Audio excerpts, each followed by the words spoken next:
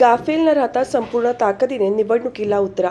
आमदार प्रशांत ठाकूर, माजी सभागृह नेते परेश ठाकूर यांच्या माध्यमातून प्रभाग क्रमांक 3 मध्ये झालेल्या विकास कामांच्या जोरावर आपण विजय नक्कीच खेचून आणू, असा विश्वास भाजपचे उत्तर रायगड जिल्हाध्यक्ष अविनाश कोळी यांनी तळोजा प्रभाग क्रमांक 3 मधील जनसंपर्क कार्यालयांच्या उद्घाटनावेळी व्यक्त केला.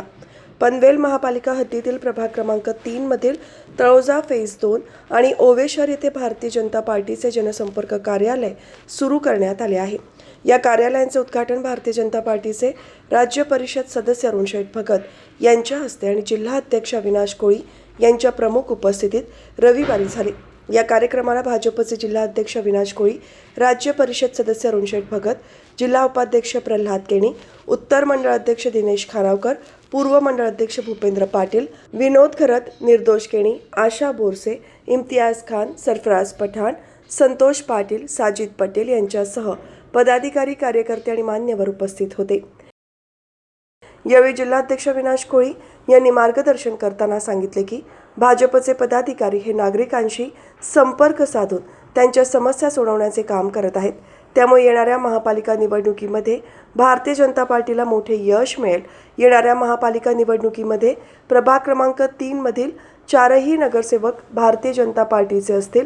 त्यासाठी गाफील न राहता संपूर्ण ताकदीने निवडणुकीमध्ये उतरा, असे आवाहन केले. महानगरपालिकेची निवडणूक लागणार आहे. 20 जानेवारीच्या आसपास मतदान होणार आहे आणि या निवडणुकीमध्ये प्रभाग क्रमांक 3 मध्ये गेल्या वेळेला थोडीशी थोडीशी विनोद भाऊ आपला 1 मताने हरलेला होता आणि आपल्याला निसटता पराभव मिळाला. या वेळेला 4च्या 4 नगरसेवक हे आपले कुठल्याही परिस्थितीत भारतीय जनता पार्टीचे असतील. अशा पद्धतीचं काम माननीय आमदार प्रशांतजी असतील, माननीय अरुणशेठ भगत साहेब असतील, परेशजी असतील, यांच्या सगळ्यांच्या नेतृत्वाखाली झालेलं आहे आणि पूर्ण ताकद या निवडणुकीमध्ये आपण ठरवलेलं आहे. गेल्या निवडणुकीमध्ये माननीय रवींद्र चव्हाण साहेबांनी या ठिकाणी लक्ष घातलेलं होतं. आता तर रवींद्र चव्हाण साहेब आपले प्रदेशाचे अध्यक्ष आहेत आणि त्यांनी सांगितलेलं आहे कुठल्याही परिस्थितीत जे कोण आले गेले त्यांचा कोणाचाही विचार न करता आपल्याला कुठल्याही परिस्थितीत या प्रभाग क्रमांक 3 मध्ये कुठल्याही परिस्थितीत आपल्याला यश हे आणायचंच आहे आणि त्याच्यासाठी जे करायला लागेल ते सगळीच्या सगळी ताकद आपण या ठिकाणी लावणार आहोत. आणि पण इथे उपस्थित असलेल्या सगळ्या कार्यकर्ते, महिला भगिनी असेल, सगळ्यांना विनंती आहे, गाफील राहून आता चालणार नाही. प्रत्येक दिवस, प्रत्येक तास, प्रत्येक मिनिट हा आपल्यासाठी महत्वाचा आहे.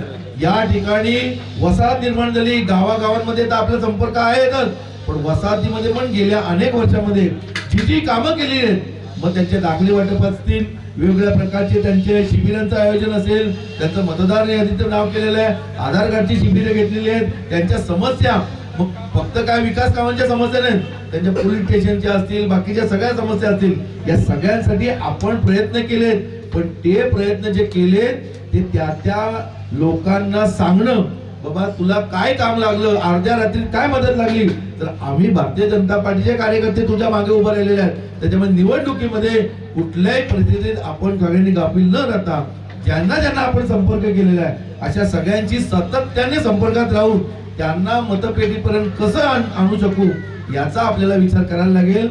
तर भाजपचे राज्य परिषद सदस्य अरुणशेठ भगत यांनी भाजपच्या पदाधिकारी आणि कार्यकर्त्यांनी प्रत्येक घरापर्यंत पोहोचून केंद्र आणि सरकारच्या योजनांची तसेच आमदार प्रशांत ठाकूर यांनी केलेल्या विकास कामांची माहिती देताना मतदारांना आवाहन केले की मतभेद बाजूला ठेवून संपूर्ण ताकद लावून भाजपच्या उमेदवारांना विजयी करण्यासाठी आणि प्रभाग 3 मधील भारतीय जनता पार्टीचे वर्चस्व टिकवण्यासाठी जोमाने कामाला लागा, असे सांगितले.